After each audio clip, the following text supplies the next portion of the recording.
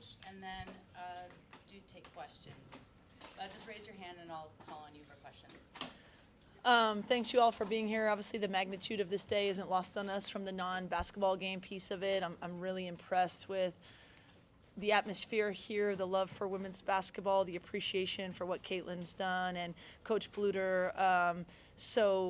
We had decided prior to the outcome of the game that we were going to stay out there and be part of that to honor her and where women's basketball is. And we know that the things we're doing, we get to write our own story, but are part of a synergy around women's basketball that has, in many ways emanated from here. And so obviously congratulations to her. There's nothing I can say that hasn't been said, but the respect she's shown us and the humanity she's shown us, I'm definitely a fan.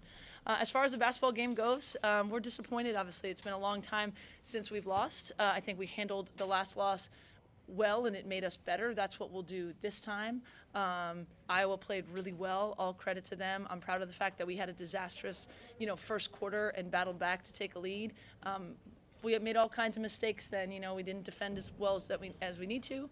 We turned the ball over. It's been a long, long time, I think probably all year, that someone went to the free throw line 10 more times than us, so that made our life tougher. But we'll take it on the chin. This is a great conference. We've had a lot of tough road games, and this is the first time we haven't won one, and we'll get better from it and keep it moving forward. Front here. Yeah, this is for Lindsay and for JuJu. I mean, the atmosphere here was pretty electrifying for the most part throughout. What was it like to play in this kind of atmosphere? What does it mean for the sport in a bigger context? And then also, how do you think this may help you as you go through the season and go into the tournament? Yeah, do you want to talk about the atmosphere first, JuJu? Yeah, I love when we play in front of a big crowd, and that was what today was. Just the energy from everybody. It was, electrifying, like you said. You said, what does this mean for women's basketball?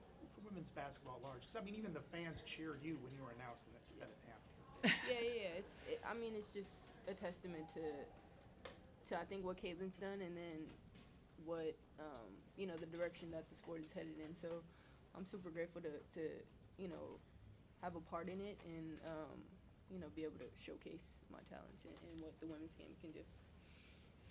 Second row. Oh, sorry, Lindsay. I was just going to say, we played in a lot of good atmospheres. We've put them in situations to have to compete. This is the first time everyone was in their seat with 10 minutes to go before the game. I was really impressed by the atmosphere. I think all of these situations, this is what we want.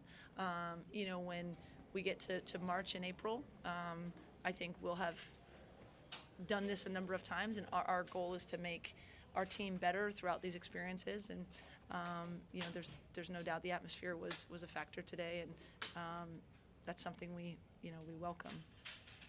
You're in the second row, and then the white shirt up front.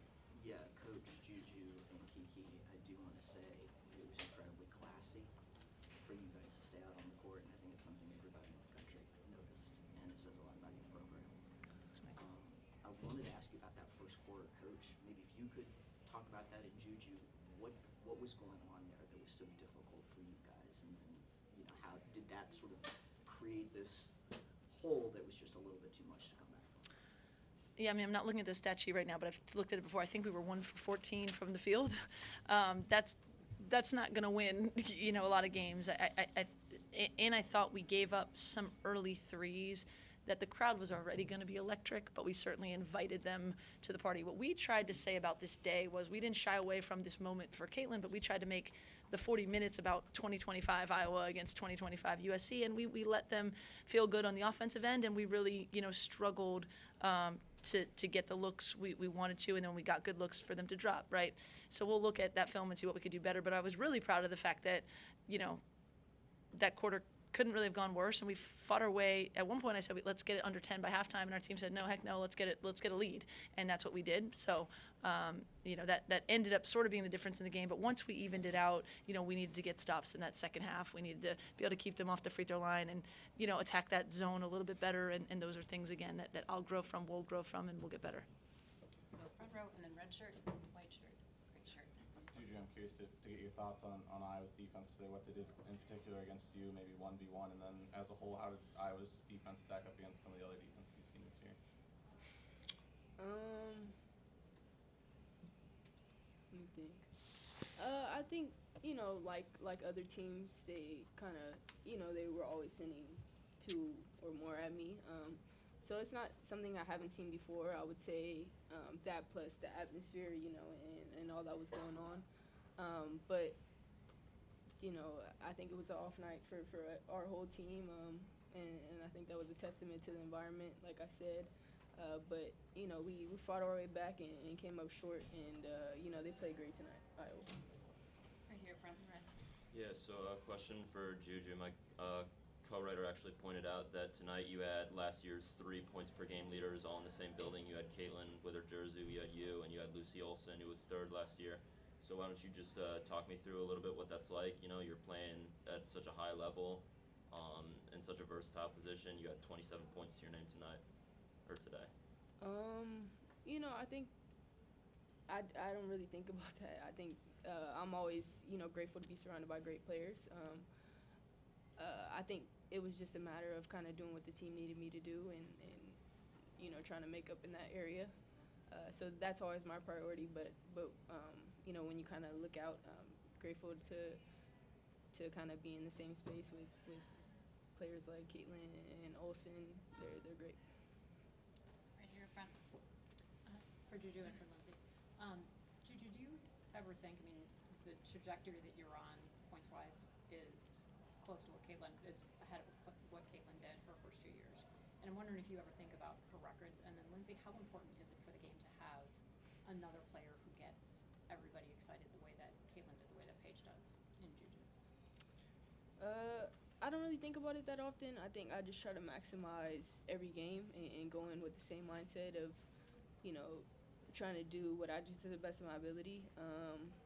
And yeah, I think the ultimate goal is to win, and we'll know what what history holds when it's all said and done. So. I would just say I think JuJu's been authentic in her own journey the whole time. I think her gravity and Kiki and our other LA players has really energized the community.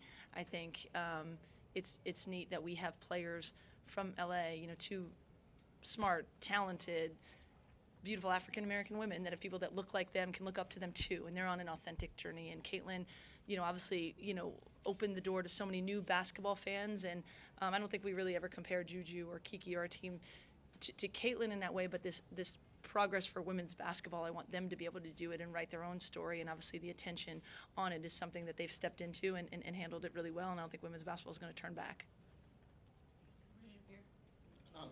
Just for anyone, Lucy Olsen scored 23 in the second half.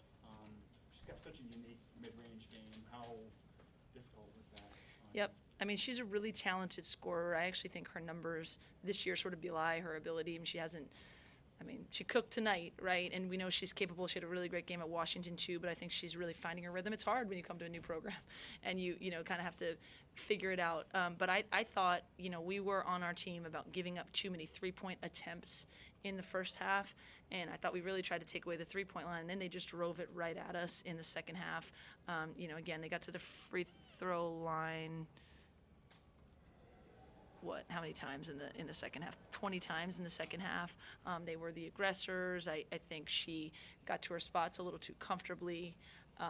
Certainly our ability not to have Kennedy Smith on her maybe as much as we wanted because of her foul trouble impacted it, but we just didn't do a good enough job defensively. And she's so bouncy that if she gets to her spot, her pull-up's going to be uncontested even if you have a body between her. She's a really good player, and they capitalized on that tonight. Here in the blue, and then there. This question is for JuJu and Kiki. Your coach mentioned that the crowd noise sort of played a factor in all this. I think I had it at 110 decibels a couple times. From your perspective, actually being on the court, what sort of an effect does a hostile, road environment have on your ability to play the game? I think we, as JuJu said, we like playing in these environments. We've had 3 other big games with loud crowds like this. I think for us, it's just remaining together and sticking together, coming together in huddles and just talking about things. It was really loud in here, so it was hard for us to hear. So that's something that we were trying to be better at, is just communicating. But I think these are great environments for us to play in. Right here. JuJu, you had said after the Notre Dame loss that loss gave you all a chip on your shoulder. What is this loss going to do for you guys? probably add another chip. Yeah, I think that's all it could really do. So much to learn and build off of every game, but especially the loss, it kind of hits different. So We'll go over there, and then last question here. JuJu, just to be on the sideline to watch the reception that Caitlin got, as someone you're obviously probably chasing and looking up to, what was that moment like for you? Oh, it was great. Just to see the love that she gets from our community and everybody in the stands. Like you said, I'm a big fan of hers, so to see her get her flowers, it's amazing. Last question. JuJu, during the game, there was a young fan who was interviewed who had a sign that said, "I want to be like JuJu." What does that mean to you? Oh, it's great. You know, in stands full of 22 and Caitlin, it's cool to see. You know, I get some love as well. But no, tonight was all about her, and to see my supporters as well. That was really cool. All right, thank you, everyone.